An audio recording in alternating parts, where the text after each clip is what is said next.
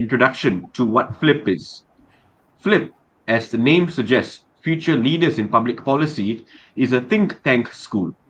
We are a school for the next generation of public policy leaders in Malaysia. We focus on youth aged between 15 and 30 years old. We will be organizing webinars, workshops, and a one-day public policy hackathon. For more information, you can refer to our Facebook or Instagram page. We are indeed honored and delighted to have before us today an esteemed panel comprising of Mr. Zaidel Baharuddin, who is the partner of the Center for Governance and Political Studies, CENT-GPS, Ms. Aira Azhari, the research manager for Institute for Democracy and Economic Affairs, IDEAS. Last but not least, Ms. Siou Woon, the Chief Operating Officer, CEO of Penang Institute. What an esteemed panel, and how blessed we are today to have three big names from think tanks all over Malaysia. Now, ladies and gentlemen, the moment we have all been waiting for. Kindly bestow us the honor and lend us your ears for the next 1 hour for an exciting session. Without further ado, let's start our session and let's flip out. I would now like to pass the floor to Mr. Zaim Mohzani, who is the co-chair of FLIPP. Mr. Zaim, you have the floor. Take it away.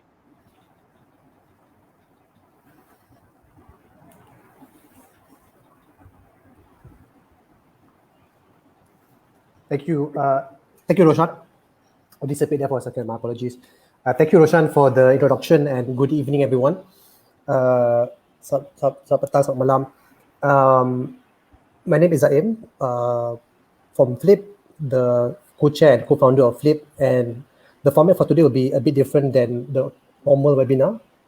We won't have any presentation, so we're going to get straight to the action of today. The webinar will go on for about 1 hour or so, about 3 panelists. So let me start for all the 3 panelists. Simple question. Tell us briefly about yourself and your organization. As not too long lah. So each panelist, kalau boleh, we do it maybe 4-5 minit lah for each panelist. So we'll start with Zaidel, and then Aira, and then Ms. Yao Woon. Okay. So we start with Zaidel first. Hi, I've been asked to speak in Malay, so I'm going to do that now. Nama saya Zaidel Baharuddin, saya daripada Center for Governance and Political Studies ataupun CENT-GPS, nama pendeknya. Boleh ikuti kami, website kami www.centgps.com.my dan juga Twitter kami di CENT-GPS. Saya salah satu daripada rakan kongsi di CENT-GPS, dan moto ataupun dasar utama CENT-GPS ialah making research relevant, iaitu untuk membuat ataupun menerbitkan beberapa kajian yang kami kira relevan ataupun dekat dengan arus semasa dan juga relevan dengan pembaca dan juga generasi masa kini. Itu sajalah untuk mengenai saya dan juga organisasi yang saya mewakili.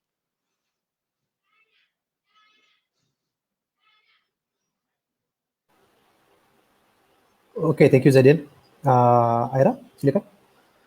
Hello, Assalamualaikum, selamat malam semua. My name is Aira Azhari. I'm the manager of the Democracy and Governance Unit at the Institute for Democracy and Economic Affairs. So IDEAS is a think tank established in 2010. We do research and advocacy in 4 areas: democracy and governance, which I head, public finance, economics and business, and social policy. So we publish policy papers mainly. That's our main output.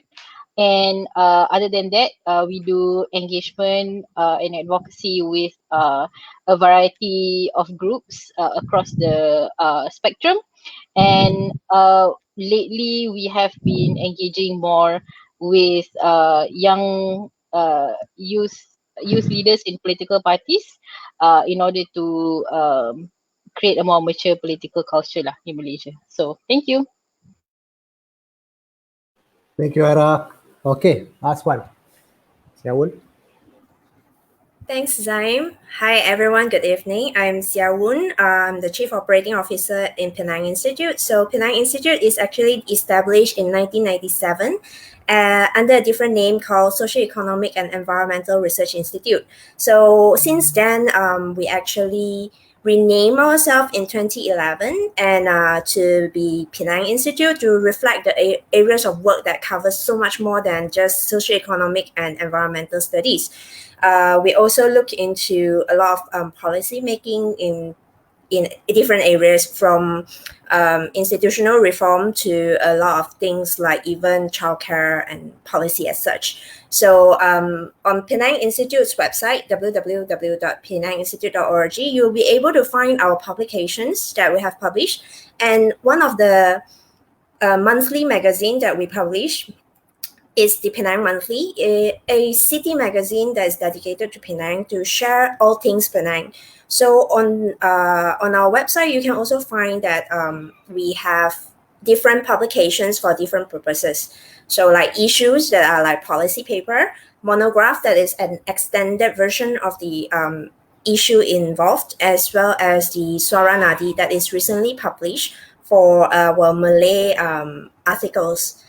We also did our COVID assessment and crisis management during the last 1 year, and it has been doing okay so far, and we hope to get more people to look out at what we do. So thanks. Thank you, Siou. Okay, so we have a very diverse range of think tanks, kan?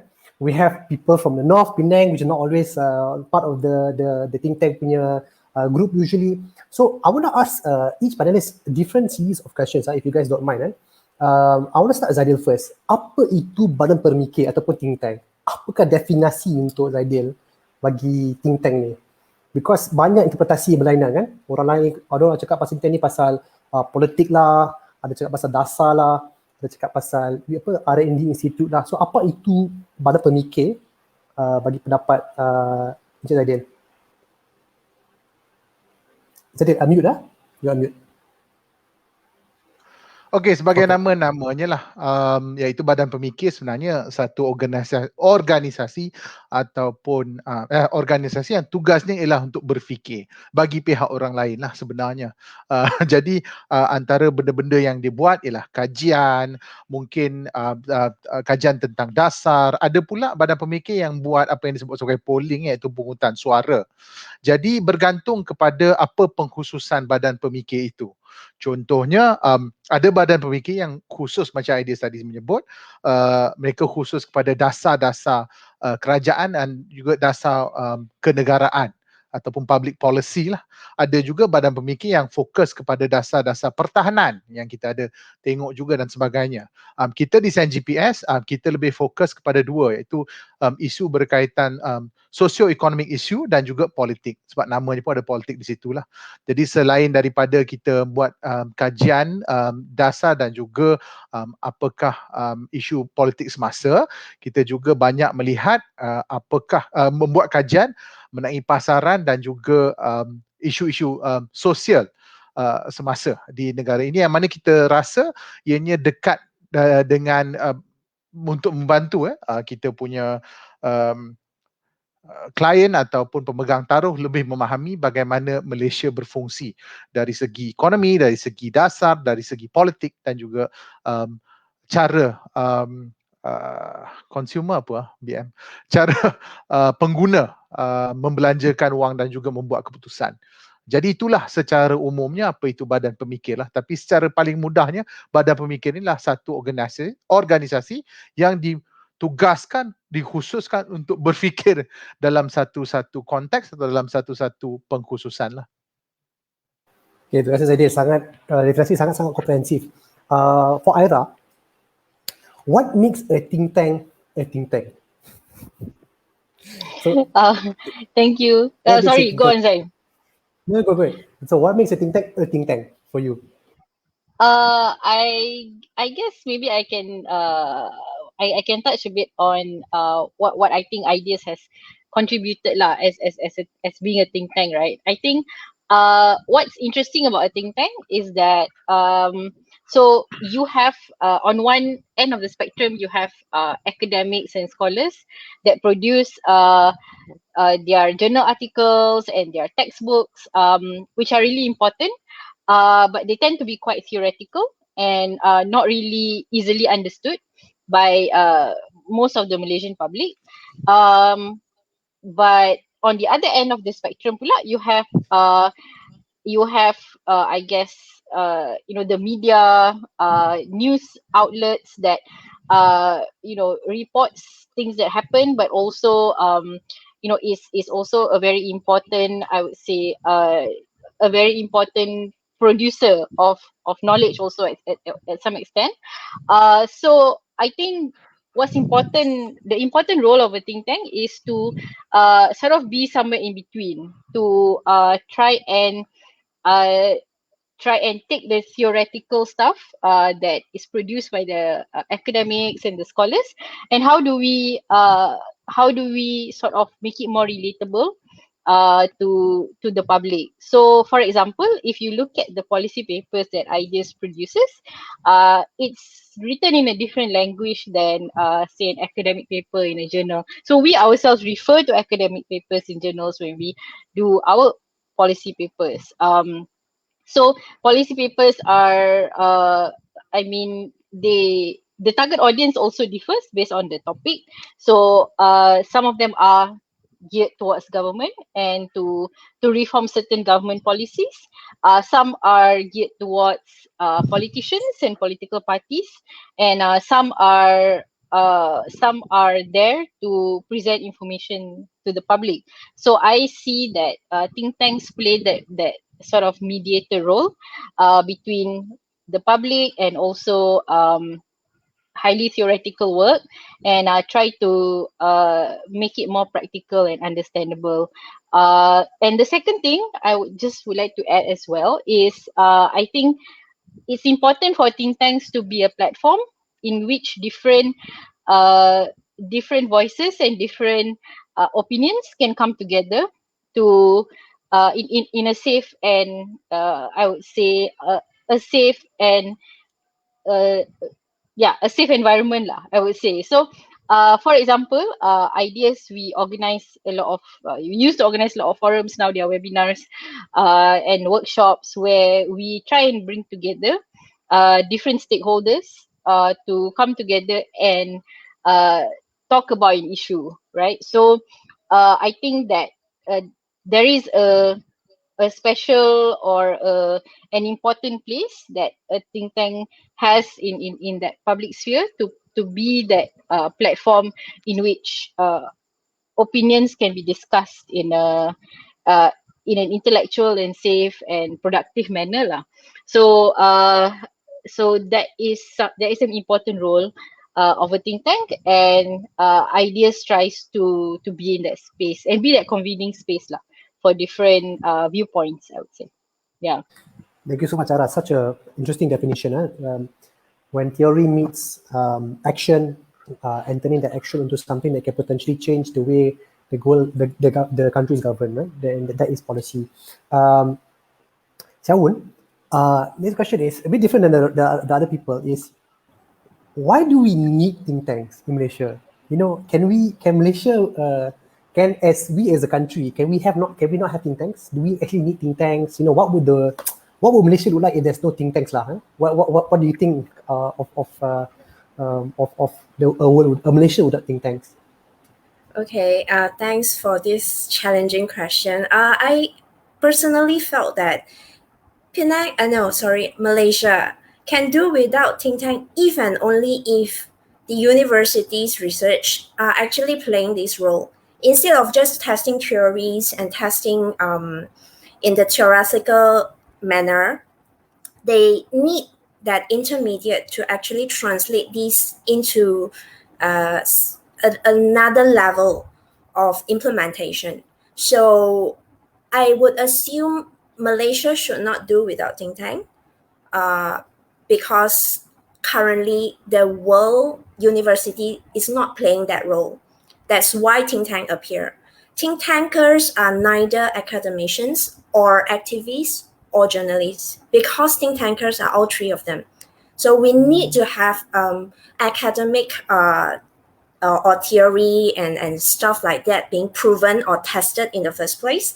And then we need also to hear what the local public or the community, what exactly they want. And last but not least is how do you convey this message? So one of the things that Penang Institute always keep in mind is with our tagline, making ideas work. If an idea only stay as an idea in a paper, it doesn't work. So one way that Malaysia actually could do better is because as government, they have certain role. And at this role that they are playing, they should not also be too accommodative because there are times that they need to give out the stick instead of just the carrot. But at the same time, you want also the people to community to share, to maybe, I don't know, complain or do a lot of things about what they're not happy with, and you need that medium. Going to the ivory towers like the university, they will feel like, oh, they're so atas, I maybe takut lah, tak leh. But if let's say think tank that is like in a more media or like intermediate position, we are neither activists, we are not trying to tell you you must do certain thing in like I claim certain credit because I raised it and I told you you should have done this, that kind of role. And on the other side, like let's like, oh, I have this thing and I cannot say this, I cannot say that from the government side. So think tank would actually have been actually in Penang at least take this role in this middle ground in picking up the voices among the noise and all these signals and then send it back to whoever who can actually make a difference and make an impact.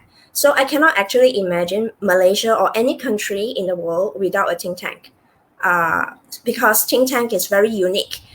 And to this day, there's no school or any policies or any tertiary institutions that actually tell you exactly what a think tank is, because every location is different. You will require different kind of skills, you will require different kind of input, and you will require different kind of background. So there's no such thing as you have this check and then you're a think tank. It's more than that. Thank you. Such very interesting element that you introduced, sort of that public engagement that, you know, think tanks are there to serve the people also and to become the bridge between think tanks and the people. Not just about government, but also there's a relationship with the people. Zaidel, dia macam talk host sekarang Zaidel, ramai yang tanya dalam RSV form pasal impact ataupun kesan pada pemikir terhadap masyarakat, kan? Dan ada yang tanya apakah contoh sukses ataupun kegagalan sebuah badan pemikir kalau mereka ada satu proposal untuk dasar. So bagi saya apanya impact badan pemikir ni? Ada impact ke tak? Orang tanya kan, ada impact ke badan pemikir ni ataupun Syak sendiri? Dia kena masih dalam BM lagi, saya cuba dalam BM lagi lah. Okay. Okay. Ada. Cuma kadang-kadangnya impact itu kita tak nampak. Ada yang kita nampak dengan jelas, ada yang tidak.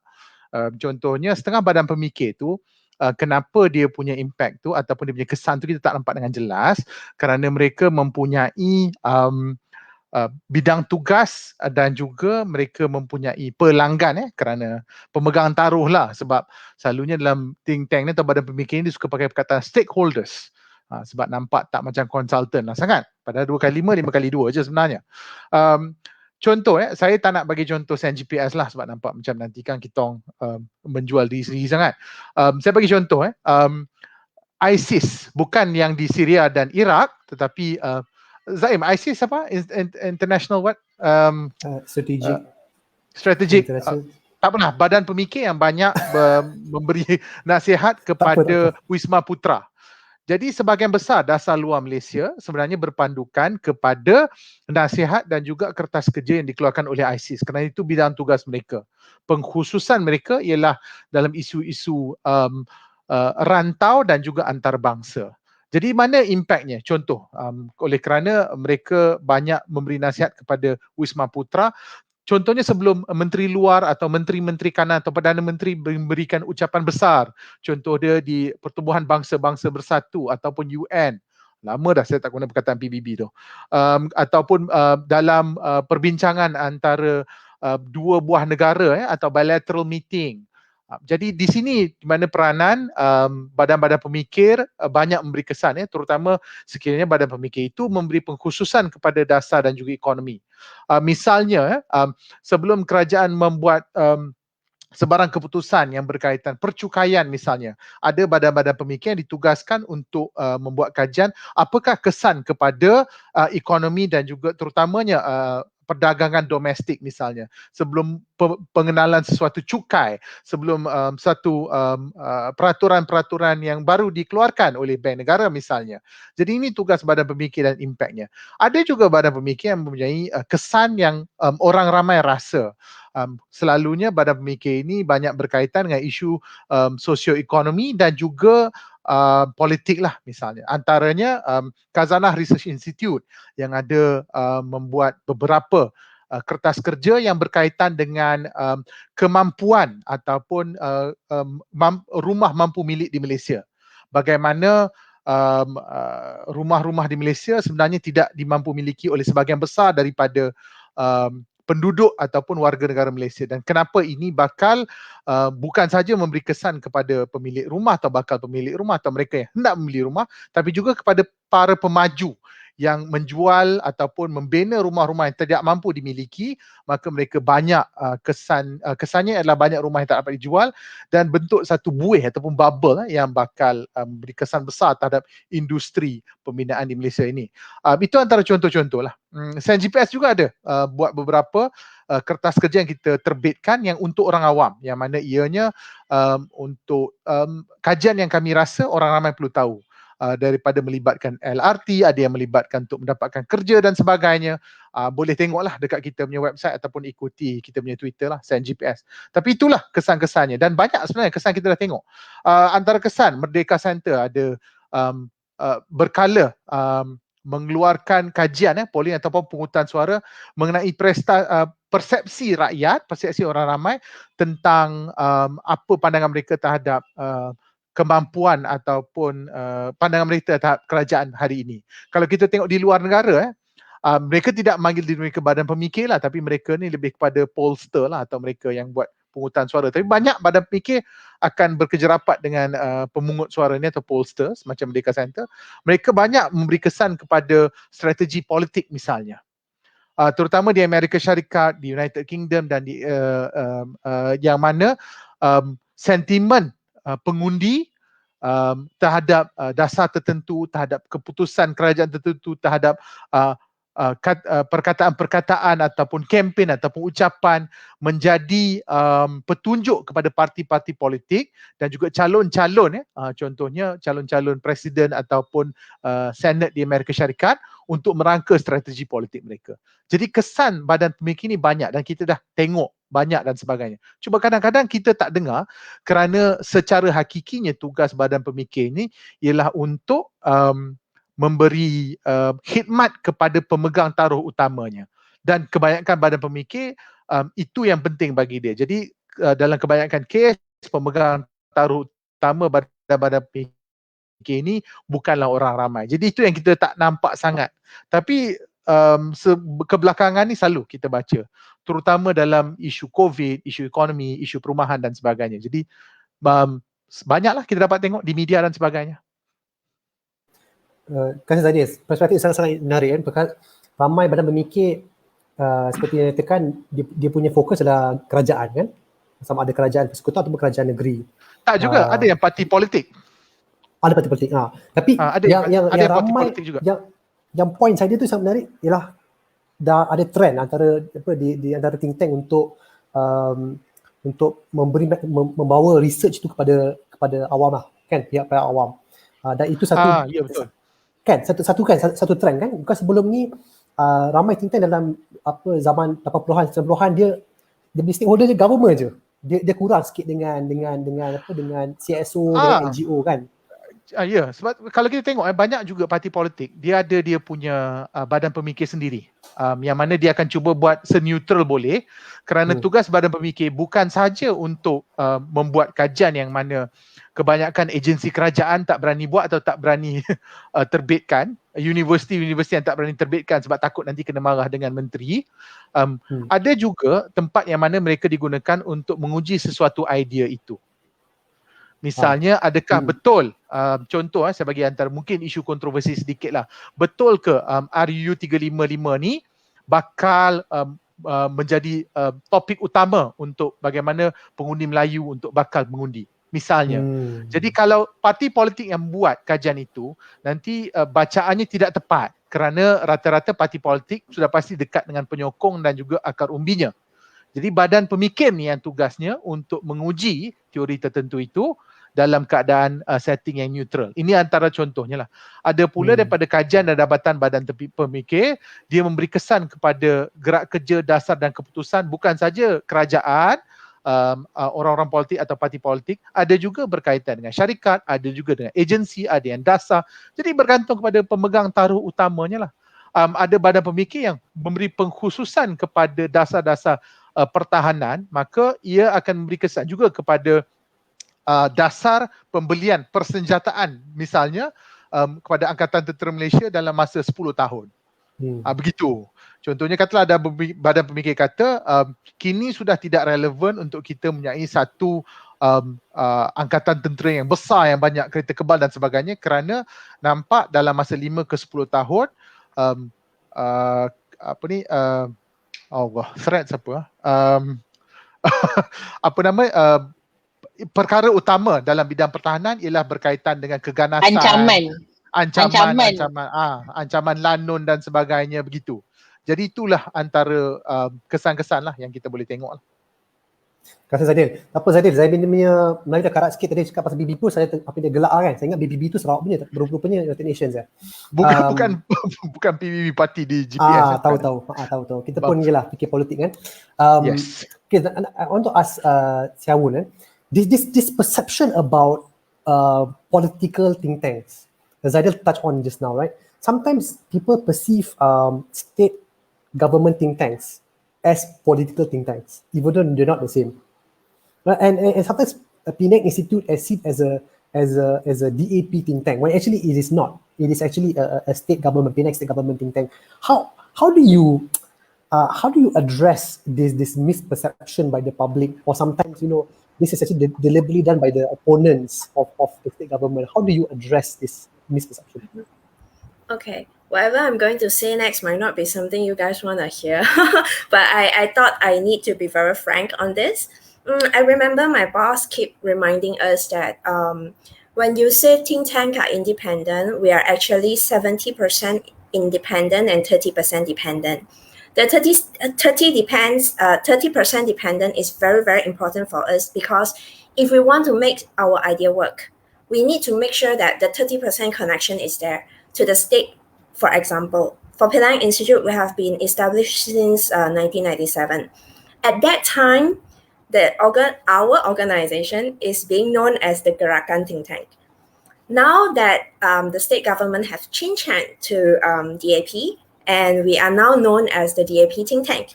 So to us, that kind of association is not entirely bad. Although to be very frank, we are a state think tank. So whoever that is actually governing the state, regardless whether it's the state government, Bahagian Perancang Ekonomi Negeri, or even like a department within the state, or like Penang Development Corporation, or even the local governments that are within the state government, if they were to approach us, we will actually do our best to even support wherever we can. So there's a very clear distinction between that, because at once I would, of course, like to say that if you are a political party think tank, That means that whatever it is to take care of the image of that particular party. But for the state, we are talking about the image and even the possibility of improvements, etc., for the state, or even to a certain extent the local government. But in the case of Penang Institute, helping the state somehow is like helping DAP, because the person that are the chief minister here is a member of DAP. So the connection is not entirely bad. As I mentioned earlier, the 30%. Why is it important? Because the 30% will be able to tell us a lot on the insights, especially from how the government runs. There are a lot of things that other think tanks or other research institute might not be able to access such information, but because we are a part of the state government planning for so long, so many years, we have been working with a lot of officers and leaders in the state government as well as the local governments itself. So it become like more confident that we will keep certain things private and confidential. We will keep certain information and maklumat or some hints even on the mechanism how certain things is being done confidential. And this is important with that 30% dependency, because then we are responsible to make sure that the proposal that we are going to propose later is going to help fine-tune what is there or what is not right, what is missing. If we are 100% independent, the connection might not be there, and that connection, it is not an institutional connection. It is more like a personal basis connection. So your information or your content, your contact, you have to continuously build on. Maybe once this person leaves their position, then you have to start building up the network again to gain trust and stuff like that. So I think, I don't know whether this kind of answer your question or not, but it's not a bad thing, even from our side, that the independence sometimes is overrated, because when you're too independent, then you kind of not have that trust or there's certain establishment strength to it. And because also of our dependency, that 30% dependency, we are able to access to even private stakeholders, like the business owner, those who are in the factory, or those who are running the art scene, or even those in the tourism scene. They are willing to share with us. To a certain extent, the urban farmers in Penang actually are willing to share with us a lot of their details and nitty-gritty of what kind of things they face, because they believe that because we are that connected to them, I mean, to the government to a certain extent. So they are willing to feedback, to help make sure that whole situation or the sector or the policy for the sector is more beneficial for them to work on. So in this case of whether is it state government link or is it political party link, this is actually a very thin line where at certain time you might not be able to differentiate. But it's important that we keep the 70%. That is what I mean, the independence of us. The 70% is for us to listen to all the people that we can approach or we can access to, and then make our analysis and then share the neutral perspective from here, be it a good thing or a bad thing. So that's to help policy making, and that's from me. Thank you so much. This is such a very interesting perspective. I want to ask Aira, because ideas adalah antara berpemikir yang bebas, tersohor pula tu, bebas dan tersohor. What is your perspective? Because someone has an interesting perspective. There's a need to be pragmatic. Sometimes independence is overrated. There's a need to be pragmatic to push through certain policies that can be accepted by the government, in this case the state government. But with ideas put a premium on independence. And when you do your research, you want to make sure that this is it has input on all sides. You'll engage with the different stakeholders, so you can put forth essentially reforms. In fact, one of the questions that from the Q&A prior to this is by Anusha, and she says, what are the most effective ways for think tank to facilitate policy reforms? So I want to get your perspective, especially from the ideas perspective, being an independent think tank. What are the most effective ways for you, do you think, to facilitate policy reforms if you're independent?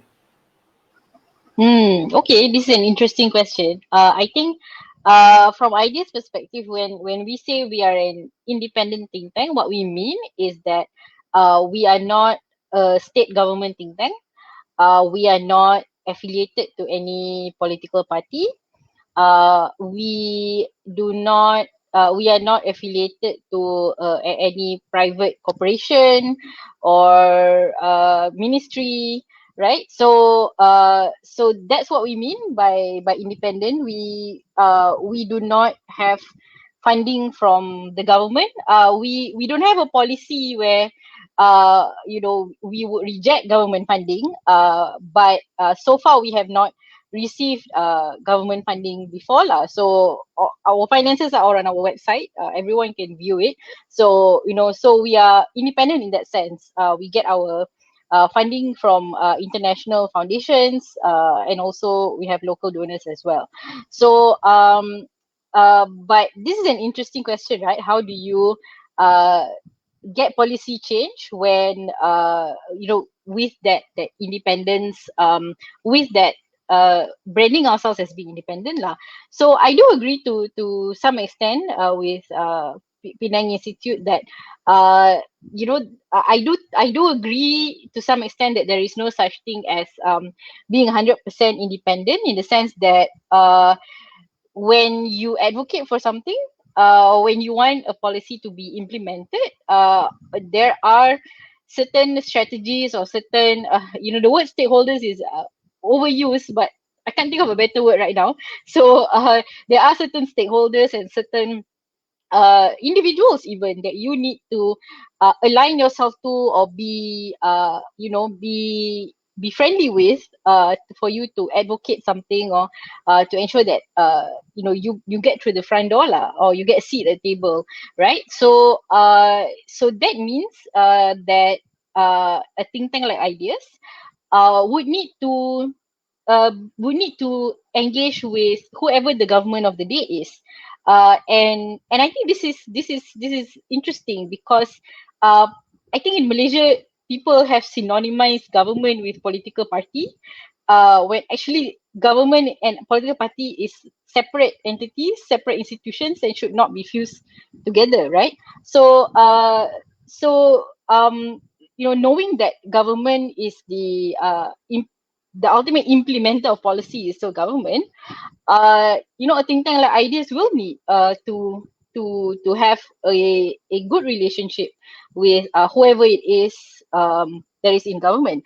But that does not prevent us from from being critical when we need to. And indeed, Ideas has been critical of a lot of government policies and practices over the years. I think we are quite well known to speak out against GLCs in the development of GLCs in the economy. COVID, we've issued statement after statement criticizing the government's handling of COVID. So I think to achieve that balance it's not easy, actually. I would say it is something that it is an ongoing process that we need to work on.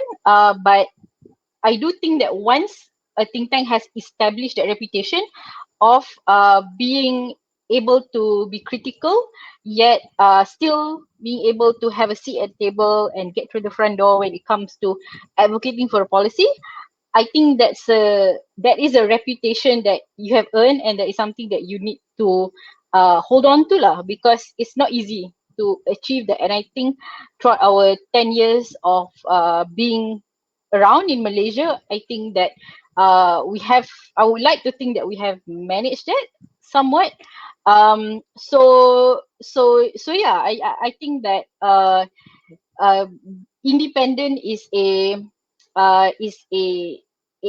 a label or reputation that needs to be clarified, guarded very carefully, but it shouldn't be construed as being I think in Malaysia, right, there's this perception when you say independent, it means that you are opposition, or like all you do is like shout things from the outside, but actually it's not. When you say independent means that we have our views on certain matters, and we know that we need to be critical, but it doesn't mean that we disagree with everything and we don't want to be don't want to have a seat at the table when it matters.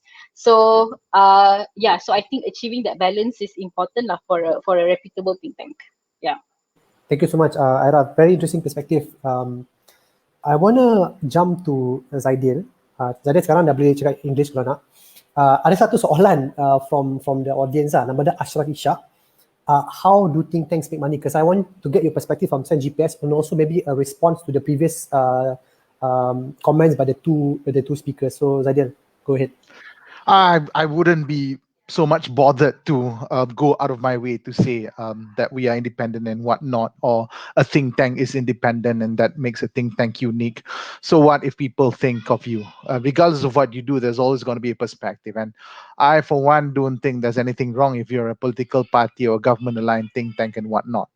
I mean, let's call a spade a spade. As much as some may want to pretend to be neutral, in the end, you got to pay the bills and you got to serve the stakeholders or those that give you the grant or that project that you have to run through. However, I don't think a think tank not necessarily need to worry about itself of being neutral all the time and pretending to be bipartisan again and again and again and again. I think think tank ought to be opinionated, and think tank ought to have opinions. However, the opinion must be based on facts and figures, and it has to come from something. It has to have a basis on its own. And it is in the best interest of the stakeholders or so-called clients, or that the think tank remain critical, because the idea so usually think tank, right, or consultant that you may put, for lack of a better word, the corporate world, is that you take a third party or third person view or a third person perspective towards what you are doing or the policy that you're implementing, or to give you a feedback of that sort. And so that's why I think that is more important in the work of a think tank. Have an opinion. I wouldn't worry so much about being branded if the work that you do is actually critical and it actually translates into something that is productive. Naturally, even those who may not align themselves with your thinking would appreciate you as well. So I think that's what important. This is my 2 cents on how we look at it. So how do think tanks make money? Well, various places. Grants, international grants, projects from the government. Then there's also a funder, fundraising as well. You do gala dinner and people pay you, buy seats at your dinner to get to fund you as well. Sometimes they have an angel investor, a very rich people or group of people who would like to have a think tank that would occasionally carry out a certain agenda, a certain thought in the or spur a certain discussion, or start a certain narrative in the media or in the market. And so those are various ways of how think tank makes money. Thank you, Zaidel. But again, more insights.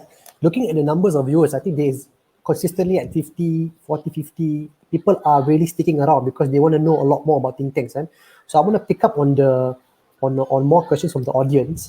And this question, I will leave it up to the three of you, whoever wants to go first.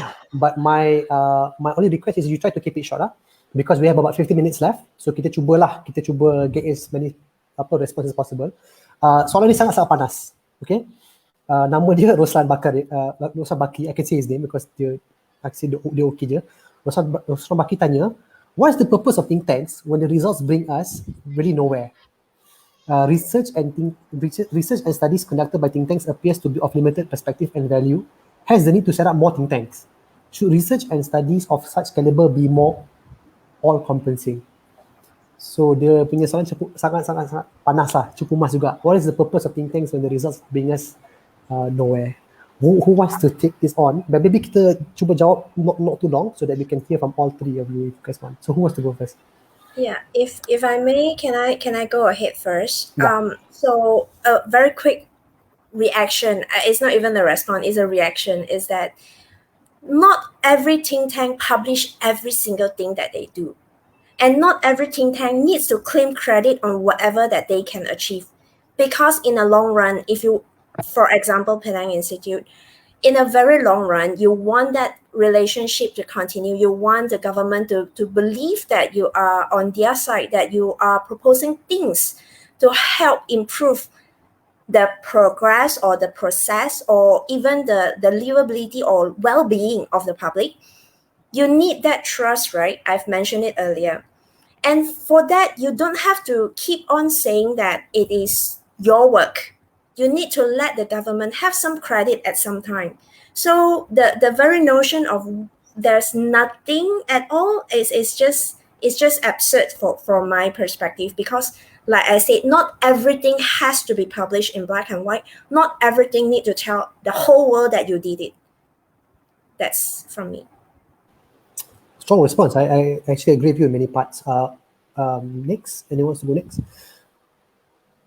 I think it's a legitimate criticism. Honestly, I do, because sometimes and partly that's what we're trying to. We keep reminding ourselves, and that's why the motto of Sanjeev is actually making research relevant. More often than not, while it's important because we want to, as a organization, we want people to think more, to be more critical and whatnot. And sometimes the public papers that we publish, we try to make it as relevant as possible. I think this cuts across the board. Woon is actually right when she says that her main concern, or at least for Penang Institute, is actually policy for the Penang state government, because that's their main client. And so sometimes public don't really see it in a way. But I do see certain papers that's being published that actually started a national conversation that, while it very rarely affects the government policies in certain cases, but it does affect discussions and how people think and how people, to a certain extent, even vote and things like that. There is. So I think one of the good ways for us to measure on how effective think tanks in Malaysia are, how many of those think tanks managed to spur discussion or actually started a conversation in the public. I think that's a good way, but that's a valid criticism, and I think all of us should work on market our findings better. But I've given some examples just now from the study in regards to public transportation, on how housing are affordable. That actually affects how the market works. That property developers now see that, oh yeah, maybe we shouldn't build a 900 square feet apartment that costs 550,000 ringgit. No one's going to buy it. And it affects also how government measures in regards of having policies and zoning in local governments in regard to housing and what. That's just one of the example. So yeah, that's my response. Thank you, Zaidel. Aira, I want to ask you a similar question, tapi kita combine dua soalan. Satu soalan daripada Muhammad Farhan. The punya soalan is similar to what the two speakers mentioned earlier about examples of successful policy implementations by a think tank, if any. And the other one is by Ranes. He mentioned about if a policy is proposed to the public, what is the rejection or implementation rate lah. So soalannya hampir-hampir sama. What is sort of your take? Maybe ada contoh yang ada yang berjaya ataupun yang gagal. What is your perspective on this? Okay, so maybe the question about why is it that think tank punya research ni ada make a difference ke tak kan, the earlier question tu. I think different groups of people in society cater to different audiences, I think, and a think tank is again, think tanks are also not homogeneous, yeah.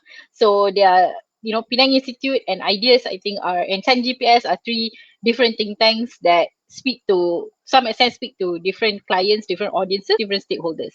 So I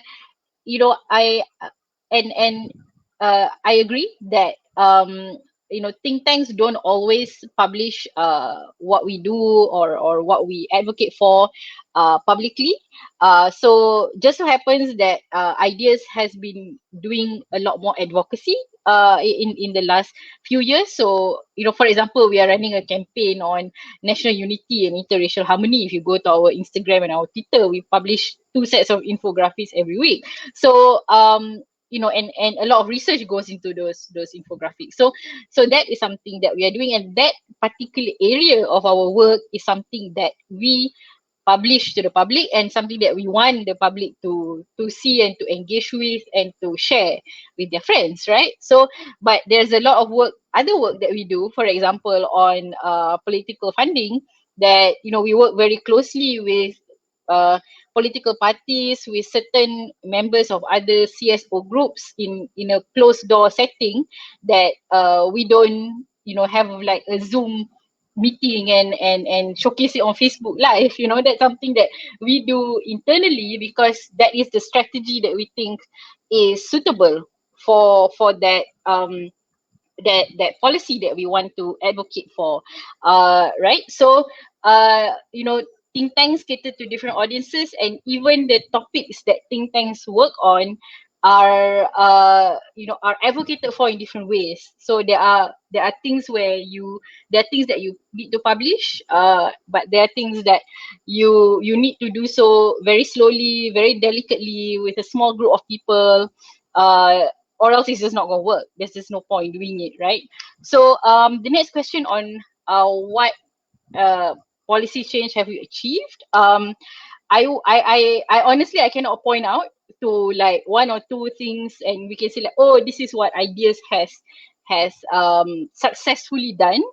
But for me, like that end goal of a sort of a literal policy change is extremely difficult to achieve, and something that takes a very long time, and also a lot of a lot of pieces need to come into place, need to fall into place at the same time for that to happen. It's like you've done the research, you've talked to the right stakeholders, you have you have this beautiful piece of policy paper that you have engaged all these amazing experts to write, and then bam, government change, for example, right? So like how, like who is going to listen to your read your paper or listen to your policy change now? So that's why I said there are a lot of things need to fall into place together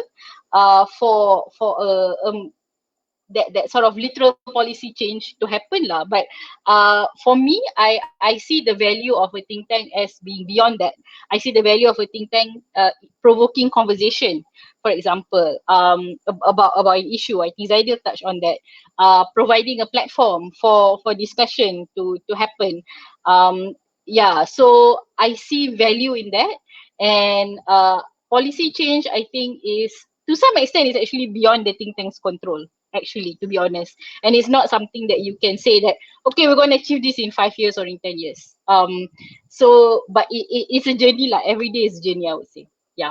It's such a good point, Aira, because I think a lot of the people viewing now, right, they have this, they might have an imagination where maybe a romantic imagination that, oh, bila masuk think tank, we can change, policy, which I think can happen over the long run lah, kan? Maybe not tomorrow, not next year, not 2 years from now, but maybe in the next 5 to 10 years you can get there, kan?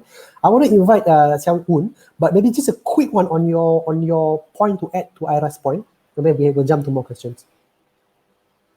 Okay, thanks, Zaim. So maybe for Penang Institute, the success story is easier because like I keep repeating, we are working with the state. So there are a lot of things that we can actually influence more directly. For instance, I can give you an example. Back in 2012, we started in 2011. Back in 2012, we actually mooted the motion to the government to say, like, you need to change your town planning policy to allow for more affordable homes to be built. And because the national policy says that low cost has to be built at 30%, depending on the number of units a development is built. But that particular mechanism itself is the one that is driving the cross subsidy being so wide and so different, that developers are building super high-end or super cheap.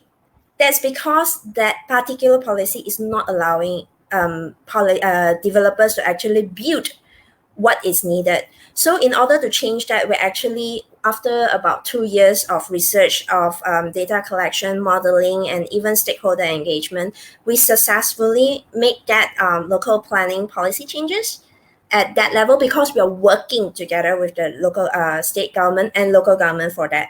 So that's just one quick example. And there are others, like we even have one mechanism change, the state government initiative of Agenda Economic Sasama, where they actually pay or give out cash to those families that are living under the PLI, national PLI. So they top up the monthly difference.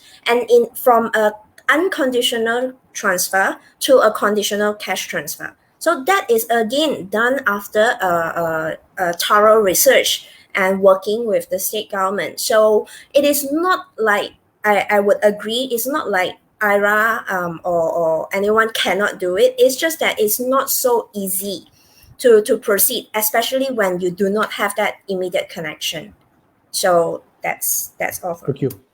Very interesting perspective. Now it makes me want to join Penang Institute. Just kidding. I know there's another question on the chat. I want to give Zaidel to answer. Kalau boleh Zaidel kalau cepat sikit. The question is by Tong Chang. Tuan Zaidel, wow, Tuan. Bagaimana Badan Pemikir imbangkan tuntutan pelabur dan tuntutan kan? Dia typo sikit. Tuntutan pelabur dan visi organisasi tersebut. Ini soalan cukup juga ni. Okey, sebenarnya soalan yang sangat baik. Bagaimana kita imbangkan antara tuntutan pelabur dengan visi organisasi? Sebenarnya tak ada jawapan yang tepat lah. Sebabnya bergantung kepada apakah peranan badan pemikir itu dan juga integriti lah orang-orang dalam badan pemikir itu. Cumanya kalau saya, mungkin kita berpandukan pada 4 perkara asas lah. Pertamanya, kita tengok objektif kita dan juga objektif pelabur kita. Adakah orang yang hendak berikan kita geran ataupun duit untuk lakukan kajian itu, apa tujuan dan hasrat dia? Adakah ia selari dengan kita punya organisasi? Dan kita selaku badan pemikir perlu meyakinkan dia kenapa penting untuk objektif kita sebagai badan pemikir itu menjadi objektif dia juga. Kerana dalam mana-mana sebutan kajian, kita nak satu perspektif yang neutral. Neutral bermaksud kadang-kadang dia kena dengar keputusan kajian yang mungkin dia tak suka. Iaitu, oh rupanya orang tak suka produk dia. Oh rupanya orang benci dengan image dia. Oh rupanya orang tak setuju dengan dasar dia perkenalkan. Keduanya, kita perlu bersifat neutral lah. Walaupun tadi saya ada kata neutral itu macam overrated atau terlebih sikit. Tapi dalam kes ini, kenapa penting neutral? Maksud dia daripada data. Data ialah data. Keputusan ialah keputusan. Kajian ialah kajian. Jadi walaupun dapatan kita itu mungkin tidak menyukai pelabur kita itu, tetapi penting untuk dia tahu bahawa inilah keadaan sebenar. Dan itulah cara sebuah badan pemikir itu membina reputasi. Ketiga, itu reputasi lah. Iaitu sama ada penting atau tidak itu kita menjaga reputasi kita sebagai satu badan pemikir yang boleh mengatakan dalam peribahasa Inggeris, call a spade, iaitu menyatakan kebenaran. Itu keputusan kita sebagai mereka yang berada dalam organisasi itu. Dan nombor 4 ialah telus lah. Kadang-kadang dapatan kita itu bukan saja ada yang diterima baik, ada yang juga diterima buruk. Bukan saja daripada pelabur, mungkin orang ramai dan sebagainya. Jadi kita kena teluslah bagaimana kita menghadapinya, apa kekangan dan kelemahan dan sebagainya. Jadi 4 benda lah, objektif, neutral, reputasi dan juga teluslah. Mungkin yang pasal Ranis tadi, what is the positive of implementation of public policy? Well, one thing, it's good that published papers affect public policy, but another way of looking at the success of a think tank is how much of those papers actually affects discourse and discussion in the Malaysian society, in regardless on social media, and regardless of news coverage, in regards of forums and whatnot. Because like it or not in Malaysia, policy and politics are intertwined so well. It's so much so. As much as we like the government and the political party are different, the way the institutions are in Malaysia, which is not being reformed yet, basically political will and political power is almost everything. The Prime Minister is amazingly powerful in this country. And so one of the ways to affect policy is to affect how people vote and how people think and how people have an opinion, and thus affecting policies in a way lah. And so and the other way is also to affect the markets as well, if by news and news coverage and whatnot. One of the success stories that maybe we can put in Zanjibes is the study that we did in regards of the affordable housing around MRT stations, and why the Sungai Buloh Kajang MRT lines are empty, because it's in the stations are in neighborhoods of people that don't ride the MRT anyway. But how it affected, I'm going to be a bit long here, how it affected the discussion is that, one, people are beginning to realize that there's no automatic premium of having a house beside an MRT or LRT station. And so people were more careful in buying this property. And property developers then starting to think that, oh, yeah, because unlike in Singapore, where you don't have a choice of driving, or in Hong Kong, Malaysia people do have a choice of driving. And those who can pay 600,000 ringgit for an apartment, they don't take the MRT. And those who want to take the MRT can't afford that sort of rent. And so that's how it affected how the market works. And yeah, maybe partly if you want to view how effective a think tank is, apart from public policy, I would suggest a discussion also what's the narrative is being pushed out.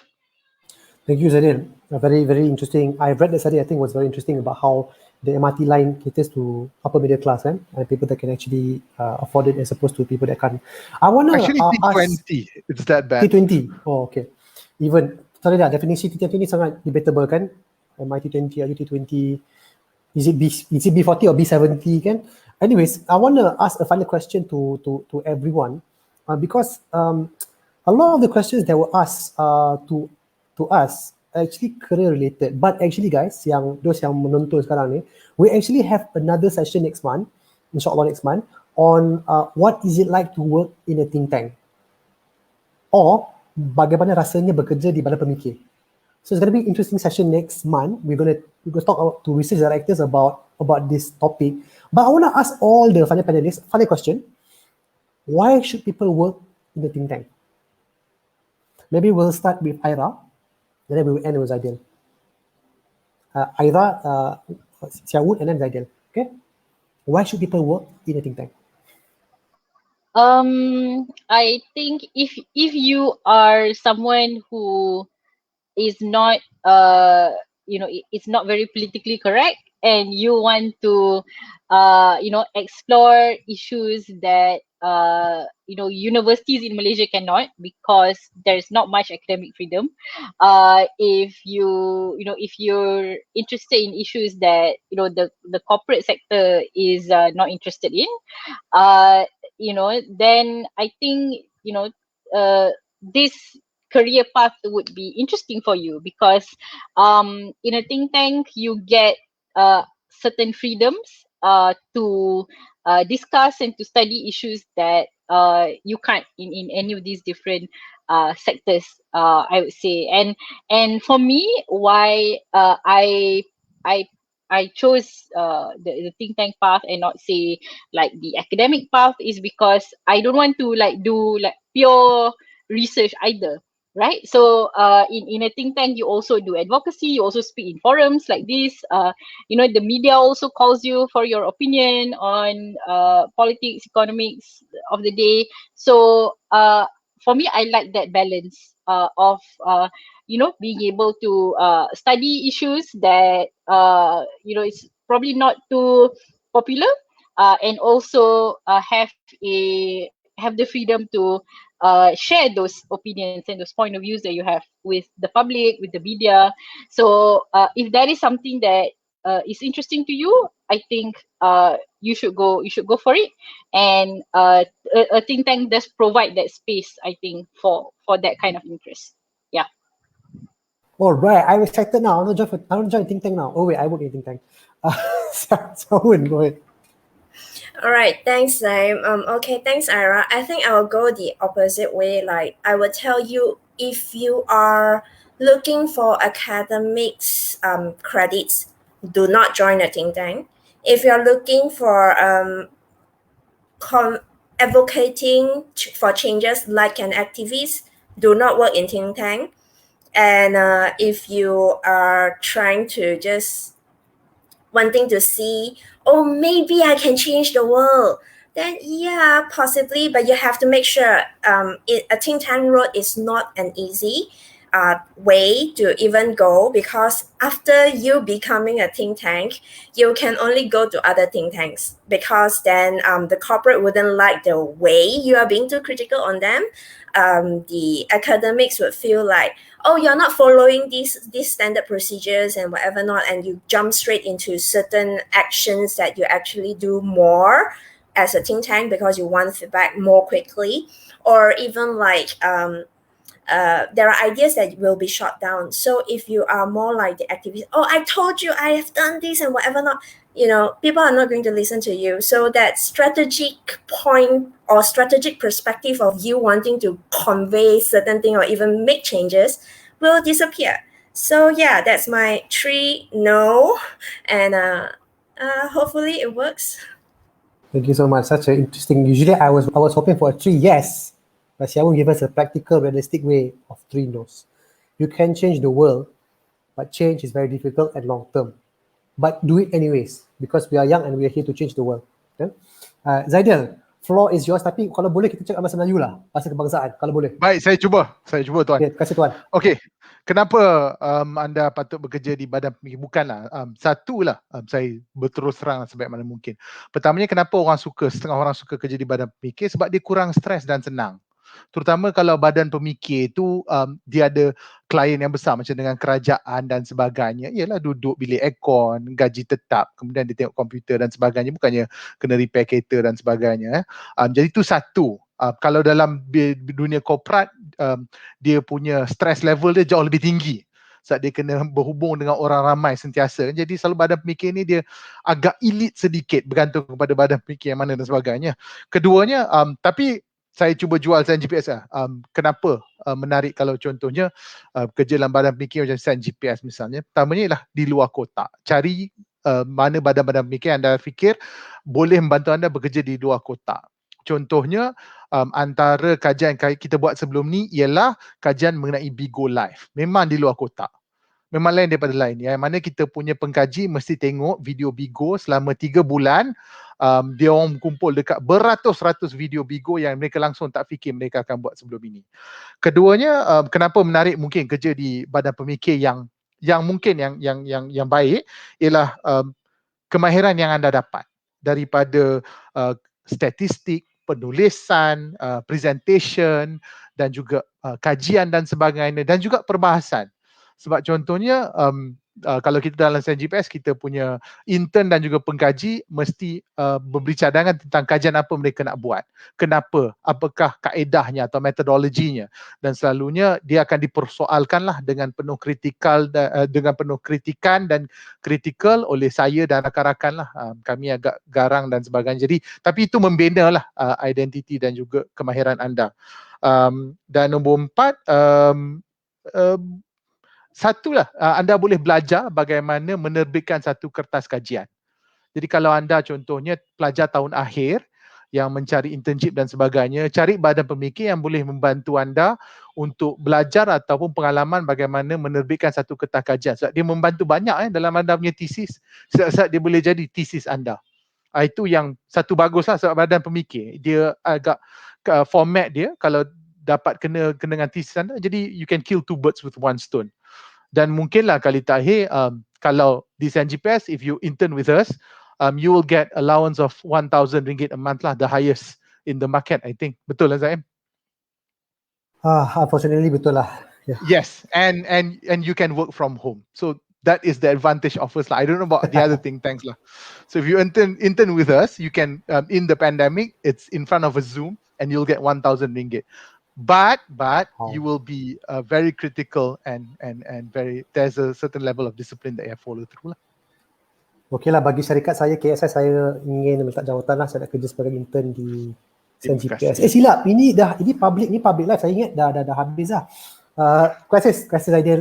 Thank you so much guys, Zaidel, Aira dan Woon. Very interesting session. I hope you guys enjoyed the format. We tried to change the language a bit because sometimes English is great, tapi kita kena letak sikit lah bahasa kebangsaan sikit kan. Kita rojak sikit lah. So insyaAllah in the future we'll do more events. Kalau boleh kita buat more in DM. kalau boleh. We'll definitely keep you guys in the loop, Aira, Zaidel and Woon, in terms of our future programs. If I can quickly plug for FLIPP, actually FLIPP ni bukan webinar aja, kita banyak program. So ini salah satu program lah. We have this one of the 3-part series, dia macam TV series lah sekarang. Lepas ni we talk about what is like to work in a think tank. Lepas tu we talk about the future of the landscape of think tank in terms of risks and challenges, especially during COVID ni. We also have workshops, banyak gila workshops. We're going to do workshops on financial management, on doing relevant policy, on understanding what is a think tank. So we're going to have those workshops. The workshop kita punya plan is to do it not just by local think tanks, but also by international think tanks. Kalau boleh by Brookings Institute, Chatham House, insyaAllah lah. And finally, we're going to do one-day public policy hackathons. This is super interesting. If you guys have been to startup hackathons, we're going to use that same principle, but for public policy. So you get to learn the world of innovation through FLIPP. So these are the plans that we have. Hopefully, if you guys are interested, please join us. I think Roshan will share more details towards the end, if I'm not mistaken. But if you guys haven't joined us, you can join us. I think we'll send you the email if you registered for our event. So we'll send you the email invite so you can join our group. So thank you so much, Zaidel, Siou, and Aira. This was a very good session. Sorry kita exceed by 10 minutes. But I think very engaging, non-stop. Serang bertubi-tubi. Tengok muka korang pun dah macam penat gila. Sorry. Tapi thank you so much. Now, I'm going to pass the floor back to our handsome MC, Roshan. Right. Thank you so much, Mr. Zaim. And to our panelists, what an interesting session. You know, looking at the time, I had not realized that we had actually passed over an hour. And we've actually had quite a steady participation from our online presence. So kudos, you know. And let's give you all a virtual applause, because you guys deserve it, right? And we'd like to thank the audience as well for being engaging and participating in the question and answer session and taking constructive questions during your webinar. From today's session, we have indeed learned a lot regarding what think tanks actually do from 3 perspectives, who are industry experts from various think tanks in Malaysia, who actually conducted a session both in English and in Malay, which is extremely capable and inspiring. Thank you for that. Ladies and gentlemen, we have hoped that you have learned a lot from today's fulfilling session. Stay tuned to our FLIPP Instagram and Facebook pages for updates regarding FLIPP. And please feel free to tag us on our FLIPP Facebook or Instagram page, as well as, and we will make sure to mention or highlight your post. We would like to apologize for the technical glitches earlier, and we would like to thank KSI Strategic Institute for Asia Pacific for allowing us to host today's session. On behalf of the team at FLIPP, we would like to thank each and every one of you for tuning in to our very first webinar. The next webinar would be, what is it like to work for a think tank?